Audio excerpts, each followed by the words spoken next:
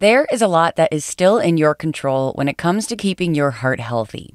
To tell us more about risk factor management is the medical director of the Cardiovascular Institute at Montefiore St. Luke's Cornwall, Dr. Neil Khanna.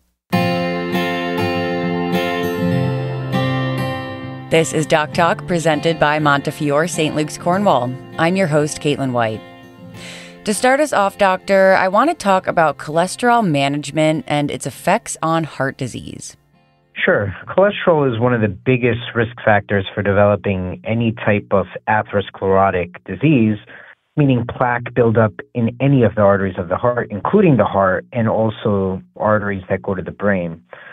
Cholesterol is actually the major component of plaque.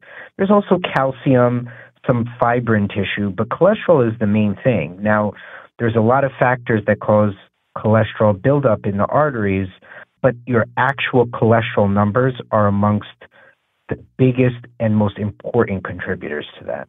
So let's dive into some of those factors a bit more. And which has more of an impact on plaque development? So it's hard to tell exactly for different people. It's different ones. For some people, smoking is an important risk factor that almost acts as a glue that causes cholesterol to stick to arteries. Diabetes acts very similarly to smoking, actually, in causing plaque buildup in arteries. But, closely tied with that is your actual cholesterol numbers, which is why I emphasize to all my patients for them to know what their total cholesterol is, what their LDL or bad cholesterol is, and what their triglycerides are. Those are all very important risk factors. And if you know what your numbers are, you can know how far you are away from your goals, and that can influence how you eat and whether you are a candidate for medication for certain people and how strict you have to be about certain other things. Absolutely. It's always so important to stay on top of your numbers. I also know weight management is critical to discuss when it comes to risk factors, but can you tell us why that's so important? Well, weight management, specifically what we call central obesity, which is fat accumulation along organs, like around the liver. For example, people have heard of fatty liver, but also central obesity, meaning fat around your midriff, around the stomach area, has been for a long time very closely linked to your risk of heart attack and stroke, even more than fat in other areas of the body. And there's some proposed mechanisms for this. Central obesity contributes more to insulin resistance, meaning insulin in your body doesn't work as well.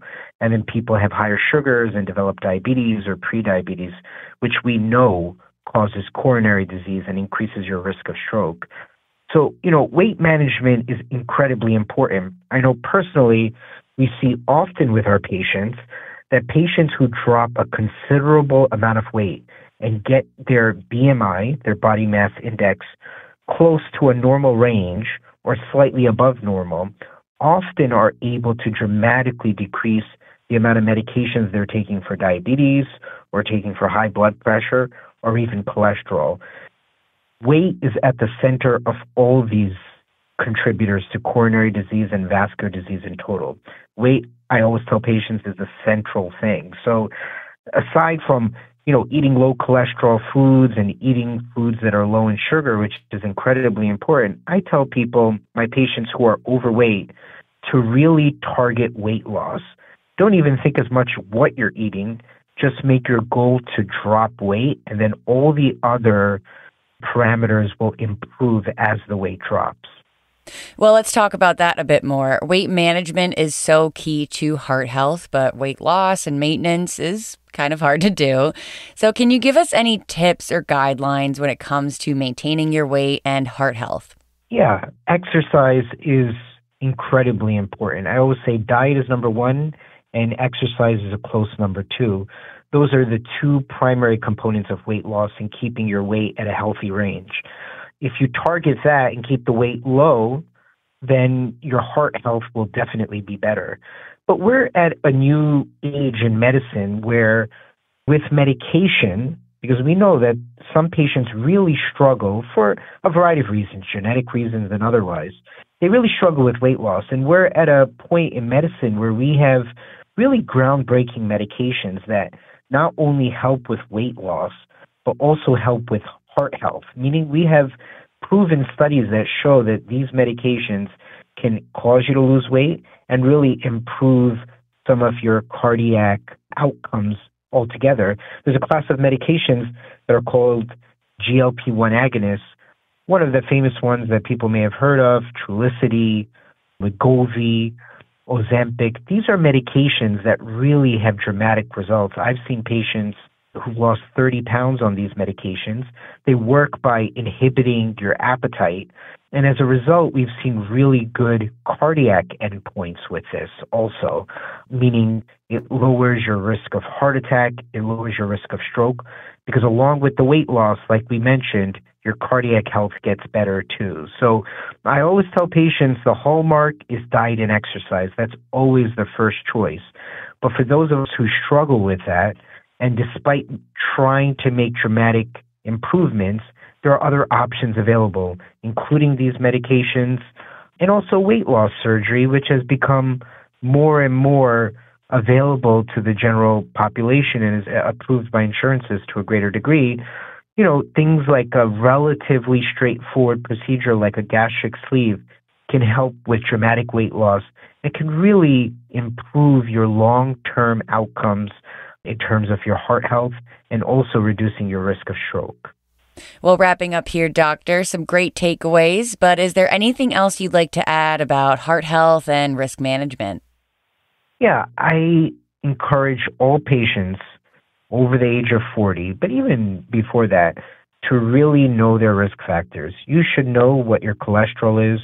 You should know what your hemoglobin A1C, which is a marker of diabetes, is.